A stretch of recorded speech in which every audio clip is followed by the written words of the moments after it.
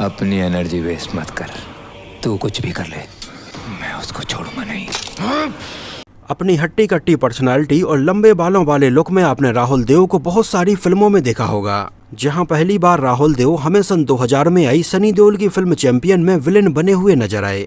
और शुरुआत से ही राहुल देव की पर्सनालिटी, उनका लुक और उनकी बॉडी कुछ ऐसी थी कि लोगों ने उन्हें अच्छा खासा नोटिस किया। आगे चलकर राहुल देव हमें फिल्म अशोका, इंडियन, फुटपाथ और ओमकारा जैसी बहुत सारी फिल्मों में नजर आए। हिंदी के अलावा राहुल देव ने बहुत सारी साउथ इंडियन फिल्मों में भी काम किया, जहां सन 2004 में आई नागार्जुन की फिल्म मास में भी वो हमें नजर आए थे। तेलुगु, तमिल, मलयालम, कन्नड़ा जैसी फिल्मों में काम करने के अलावा उन्होंने उड़िया, मराठी, गुजराती, भोजपुरी, पंजाबी, बंगाली और ऐसी और भी बहुत सारी रीजनल फिल्मों में काम किया। उन्होंने बतौर मॉडल अपने कैरियर की शुरुआत की और आगे चलकर उन्होंने अपनी पहचान एक अच्छे और फिट एक्टर के तौर पर बनाई। लेकिन फिर भी ऐसा क्या हुआ कि स्टार्टिंग में राहुल देव की इतनी सारी बॉलीवुड फिल्में ऑफर हुई और उन्होंने अच्छे खासे किरदार भी निभाए, लेकिन आगे चलकर धीरे धीरे क्यों राहुल देव को हिंदी फिल्मों में ऑफर मिलना कम हो गए और कंडीशन ये आ गई कि इतने अच्छे और फिट एक्टर को आगे चलकर बहुत सारी छोटी छोटी रीजनल फिल्मों में काम करना पड़ा। अपनी पत्नी की मृत्यु के बाद उस टाइम पर राहुल देव कैसे अंदर से बिल्कुल पूरी तरह से टूट गए थे और दर दर की ठोकरें खानी पड़ी थी।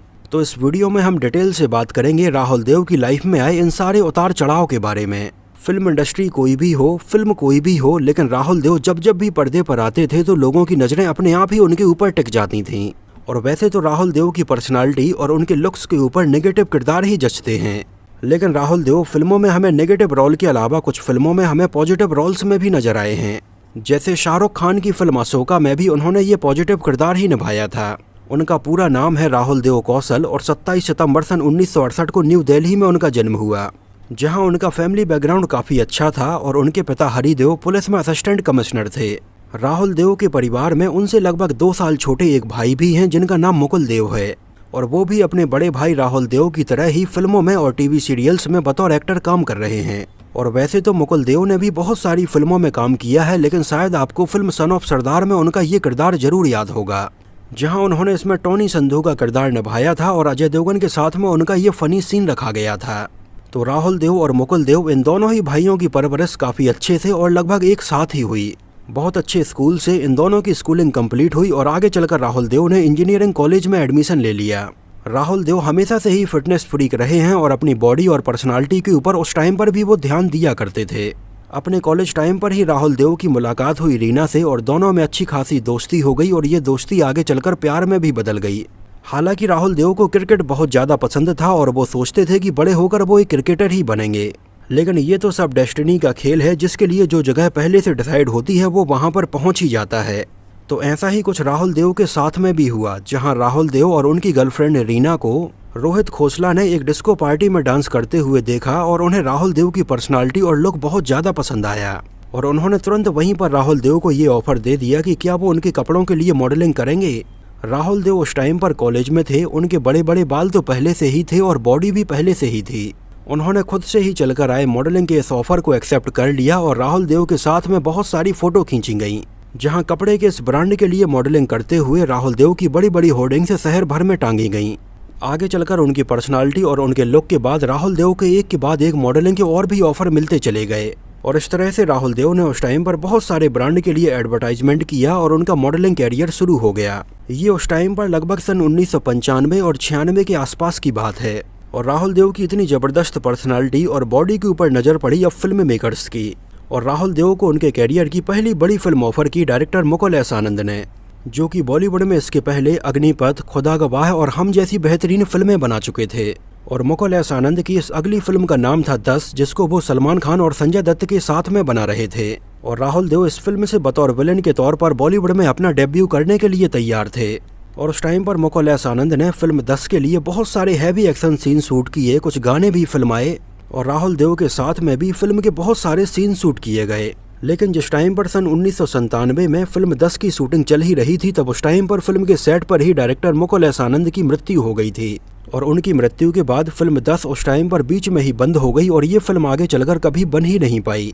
हालांकि उस टाइम पर डायरेक्टर मुकुल एस आनंद के द्वारा फिल्म 10 के लिए फिल्माए गए कुछ एक्शन सीन्स और इसके गाने आज भी अवेलेबल हैं, लेकिन ये बिल्कुल ही रॉ फॉर्मेट में अवेलेबल हैं। इसकी एडिटिंग और मिक्सिंग होना बाकी थी लेकिन अफसोस की फिल्म 10 उस टाइम पर बन नहीं पाई और राहुल देव को मिला उनके कैरियर का ये पहला ब्रेक भी फेल हो गया। तो कुछ इस तरह से हुई थी राहुल देव के फिल्मी सफर की शुरुआत, जहां उनके कैरियर की ये पहली फिल्म बीच में ही बंद हो गई थी।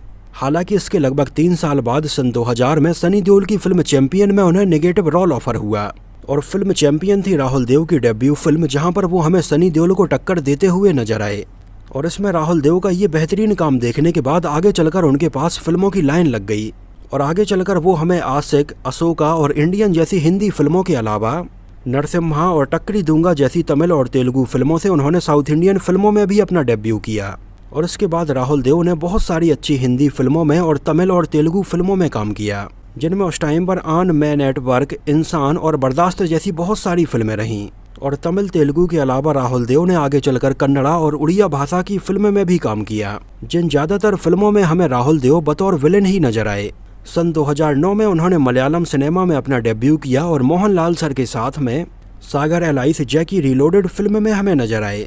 लेकिन सन 2009 का साल कुछ ऐसा रहा जिसने राहुल देव की पूरी जिंदगी ही बदल कर रख दी थी।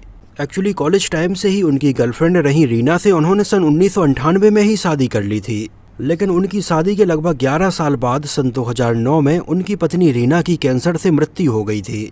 तो ये दोनों एक दूसरे को लगभग 17-18 साल पहले से जानते थे और इनकी शादी को लगभग 11 साल हो चुके थे। राहुल देव का एक बेटा भी है जिसका नाम सिद्धार्थ देव है। और अचानक से सन 2009 में अपनी पत्नी की मृत्यु के बाद राहुल देव बिल्कुल पूरी तरह से टूट गए थे।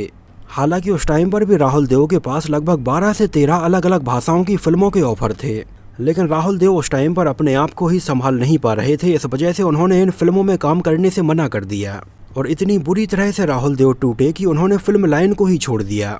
और अपनी पत्नी की मृत्यु के बाद उन्होंने अपना पहला फोकस रखा अपने बच्चे की परवरिश के लिए और वो दिल्ली आकर अपने बेटे के साथ रहने लगे और लगभग 4 सालों तक उन्होंने किसी भी नई फिल्म में काम नहीं किया। हालांकि इस दौरान राहुल देव की कुछ पुरानी फिल्में जो कंप्लीट हो चुकी थी वो रिलीज होती नहीं। उन्होंने अपने बेटे को पढ़ाया और सिंगल पेरेंट्स के तौर पर उसकी बहुत अच्छे से परवरिश की। और जब 4 साल बाद उनका बेटा इंग्लैंड चला गया तो दोबारा से राहुल देव ने फिल्मों में अपनी वापसी करने के बारे में प्लान किया। फिटनेस फ्रीक तो वो हमेशा से ही थे, तो इस दौरान उन्होंने अपने एक फिटनेस ब्रांड भी लॉन्च किया। और इसके लगभग 4 साल बाद राहुल देव ने फिर से तेलुगु, मलयालम और बंगाली फिल्मों से अपनी वापसी की, जहां वो हमें सैडो और नायक जैसी तेलुगु फिल्मों में और रंगबाज जैसी बंगाली फिल्म में नजर आए। और लगभग इन 4 सालों में बॉलीवुड फिल्में काफ़ी बदल गई थीं और वहां का माहौल भी काफ़ी बदल गया था। इस वजह से इस लगभग 4 साल के ब्रेक के बाद राहुल देव को बॉलीवुड की तरफ से कोई बड़ी फिल्म ऑफर ही नहीं हुई और वो आने वाले सालों में ज़्यादातर तमिल, तेलुगु और मलयालम फिल्मों में ही काम करते रहे। हालांकि सन 2015 में हिंदी फिल्म एक पहेली लीला में वो हमें सनी लियोन के साथ में नजर आए और आगे चलकर वो हमें फिल्म ढिसूम में भी नजर आए। कुछ और गिनी चुनी हिंदी फिल्में राहुल देव ने की, लेकिन यहाँ पर राहुल देव की एंट्री अच्छी नहीं हो पा रही थी। और इस टाइम पर राहुल देव के पास में काम की इतनी ज़्यादा कमी थी कि उन्होंने बिग बॉस में भी पार्टिसिपेट किया, जहाँ पर वो हमें सन 2016 में बिग बॉस 10 में नजर आए। आगे चलकर सन 2018 में राहुल देव ने भोजपुरी सिनेमा में फिल्म दुल्हन चली पाकिस्तान से 2 से उन्होंने अपना डेब्यू किया और कई OTT की फिल्मों और वेब सीरीज में हमें नजर आए, जैसे रात बाकी है, तोरबाज, ऑपरेशन परिंदे। और आगे चलकर राहुल देव हमें फिल्म द लीजेंड में और हाल ही में फिल्म गैस लाइट में नजर आए हैं। और उन्हें फिल्म लाइन में काम करते हुए लगभग 20 साल से भी ज़्यादा हो चुके हैं, लेकिन उनकी पर्सनालिटी और बॉडी बिल्कुल वैसी ही है। लेकिन शायद बॉलीवुड ही राहुल देव को उतने अच्छे से यूटिलाइज नहीं कर पाया है। लव, स्कैंडल एंड डॉक्टर्स और हंटर टूटेगा नहीं तोड़ेगा में उनकी परफॉर्मेंस को लोगों ने काफ़ी पसंद किया। समय समय पर राहुल देव और एक्ट्रेस मुग्धा गोडसे के अफेयर को लेकर भी खबरें सामने आती रही हैं। हालांकि मुग्धा गोडसे एज में राहुल देव से लगभग 14 साल छोटी हैं, लेकिन इन दोनों ने अपने रिलेशन को पब्लिकली एक्सेप्ट भी किया है। एक कॉमन फ्रेंड की शादी के फंक्शन में इन दोनों की एक दूसरे से मुलाकात हुई और इन दोनों को एक दूसरे का नेचर काफ़ी पसंद आया। दोनों ही फिटनेस फ्रीक हैं, स्पिरिचुअल हैं और ऐसी और भी बहुत सारी बातें कॉमन हैं। और तब से ही लेकर अभी तक ये दोनों एक दूसरे के साथ रिलेशन में हैं और इन्होंने इस बात को पब्लिकली एक्सेप्ट भी किया है। लेकिन इन दोनों ने अभी शादी नहीं की है, लेकिन ये दोनों एक दूसरे के साथ बहुत खुश हैं और राहुल देव को भी एक सहारा मिल गया है। हालांकि राहुल देव को अभी भी इंतजार है बॉलीवुड की तरफ से अच्छी फिल्में और अच्छे किरदार ऑफर होने का। और अपनी ज़िंदगी में इतने उतार चढ़ाव के बाद राहुल देव ने दोबारा से अपनी वापसी की, जो वाकई में काबिले तारीफ है। बॉलीवुड में सुनील शेट्टी, आफ्ताब सिद्दीकी और बॉबी देओल जैसे एक्टर्स के साथ में राहुल देव की अच्छी बनती है। मुझे तो राहुल देव का ज़्यादातर नेगेटिव किरदार ही फिल्मों में पसंद है। आपको उनका कौन सा किरदार पसंद है हमें कमेंट सेक्शन में ज़रूर बताना, और उनका काम आपको कौन सी फिल्म में सबसे ज़्यादा पसंद आया था हमें ज़रूर मेंशन करना। तो इस वीडियो में इतना ही। अगर ये वीडियो आपको पसंद आया हो, मेरी मेहनत आपको पसंद आई हो, तो उसको प्लीज़ लाइक करके मुझे इस बात का जवाब ज़रूर दीजिए। तो मिलते हैं किसी नए वीडियो में कुछ और ऐसी ही इंटरेस्टिंग और रोचक बातों के साथ।